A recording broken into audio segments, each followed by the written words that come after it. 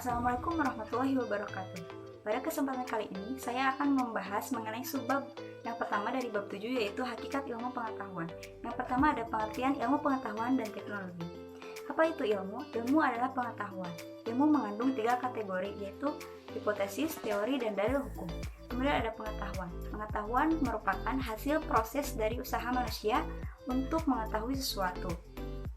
Menurut Salam, pengetahuan yang dimiliki oleh manusia itu ada 4. Pengetahuan biasa, pengetahuan ilmu, pengetahuan filsafat, dan pengetahuan agama. Kemudian ada perbedaan dari ilmu dan pengetahuan. Perbedaan ilmu dan pengetahuan dapat dilihat dari sifat sistematisnya dan cara memperolehnya. Ilmu adalah pengetahuan yang berobjek, bersistem, bermetode, dan bersifat universal. Setiap ilmu adalah pengetahuan, namun setiap pengetahuan belum tentu itu ilmu. Di sini saya akan menjelaskan tentang perkembangan iptek dari zaman pra-Yunani kuno hingga zaman kontemporer. Perkembangan iptek dimulai pada saat manusia menemukan iptek yang dimana manusia kembali pada jalan pikiran yang rasional. Setelah manusia berhasil memperdalam ilmu pengetahuan, maka produk dari ilmu tersebut adalah teknologi. Ilmu pengetahuan berkembang melangkah secara bertahap menurut dekade waktu dan menciptakan zamannya yang dimulai dari zaman pra-Yunani kuno. Pada masa ini, manusia masih menggunakan batu sebagai peralatan. Yang kedua, zaman Yunani kuno.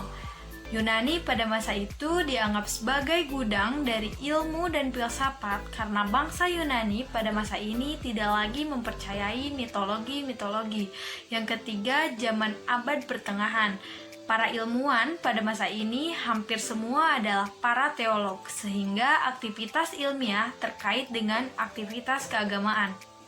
Yang keempat, zaman Renaissance. Renaissance ialah zaman peralihan ketika kebudayaan abad pertengahan mulai berubah menjadi suatu kebudayaan modern. Zaman Renaissance ditandai sebagai era kebangkitan kembali yang bebas dari dogma-dogma agama. Yang kelima, zaman modern. Zaman modern ini ditandai dengan berbagai penemuan dalam bidang ilmiah. Perkembangan ilmu pengetahuan pada zaman modern sesungguhnya sudah dirintis sejak zaman Renaissance. Yang keenam, ada zaman kontemporer atau abad 20 dan seterusnya. Zaman kontemporer ini ditandai dengan penemuan berbagai teknologi canggih.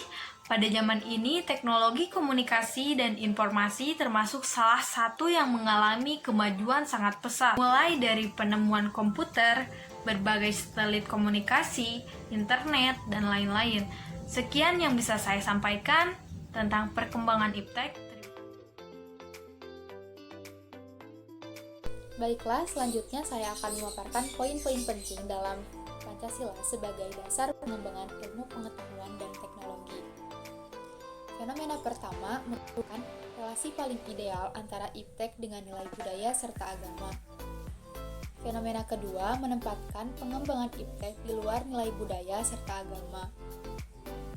Fenomena ketiga menempatkan nilai budaya dan agama sebagai mitra dialog.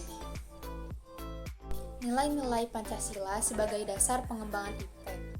Yang pertama, nilai ketuhanan menempatkan manusia bukan sebagai pusat. Yang kedua, nilai kemanusiaan memberikan dasar-dasar moralis. Yang ketiga, nilai persatuan menumbuhkan rasa nasionalisme. Yang keempat, nilai kerakyatan, pengembangan iptek harus bersifat demokrasi. Yang kelima, nilai keadilan, menjaga keseimbangan keadilan dalam kehidupan kemanusiaan. Iptek tidak boleh bertentangan dengan nilai-nilai Pancasila.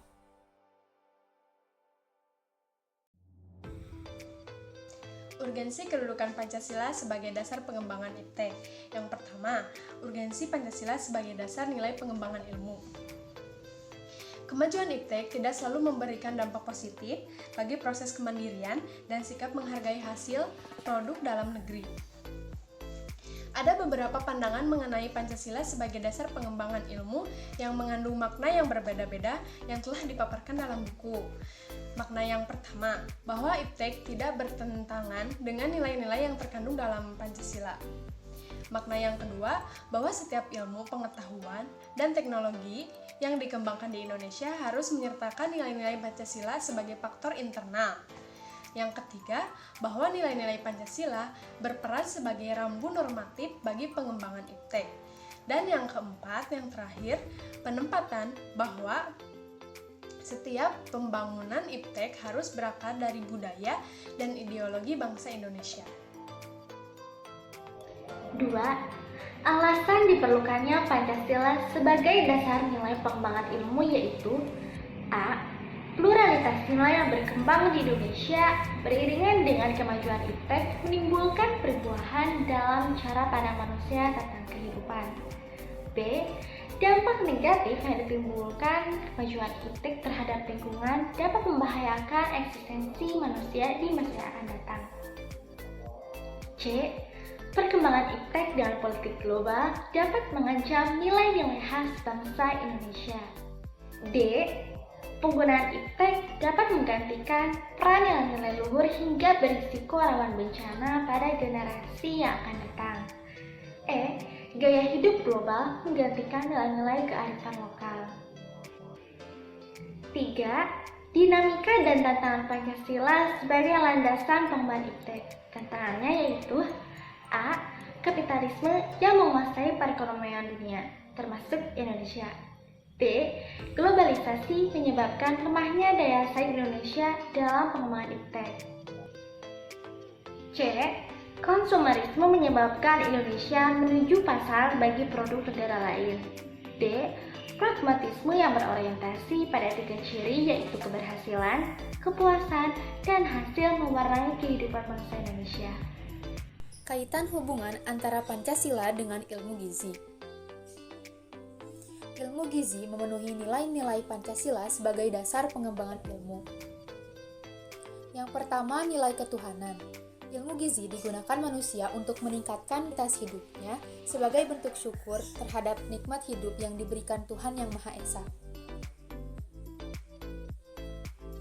Yang kedua, nilai kemanusiaan. Ilmu gizi menjadikan setiap orang berhak untuk mendapatkan hidup yang baik tanpa memandang ras, budaya, adat, dan lain-lain. Yang ketiga, nilai persatuan. Ilmu gizi mendorong masyarakat untuk bersatu padu mensejahterakan kehidupan bangsa. Yang keempat, nilai kerakyatan.